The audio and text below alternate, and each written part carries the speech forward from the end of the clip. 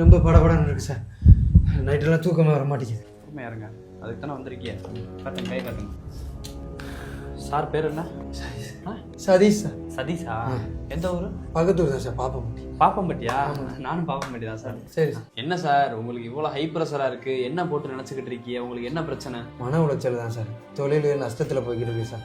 வியாபாரம் ஒன்றும் விளங்க மாட்டேங்குது. குடும்பத்தை கூட பார்க்க முடியல சார். அதை வச்சு வியாபாரம் பண்ணுற வண்டிக்கு கூட பெட்ரோல் போட முடியல சார். அந்த அளவுக்கு போய்கிட்டு இருக்கு தொழில். அதை யோசிச்சு ஒரு மாதிரி டிப்ரெஷன் ஆயிடுச்சு சார். என்ன பிஸ்னஸ் பண்ணுறீங்க? இடியப்பா வியாபாரி சார். Splendor plus bike? ஆமாம் சார், பைக்கில். நீங்களாம்? அது நான் தான் சார்.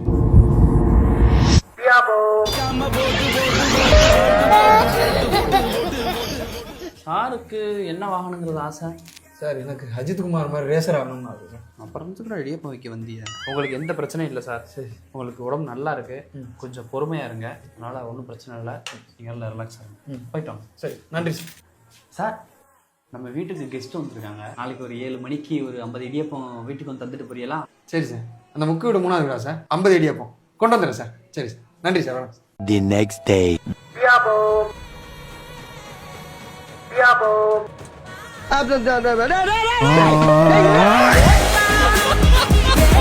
திருந்த மாட்டேன்ல, வருந்த மாட்டேன்ல, ஆரம்பிச்ச இடத்துல நிக்கிறேன்.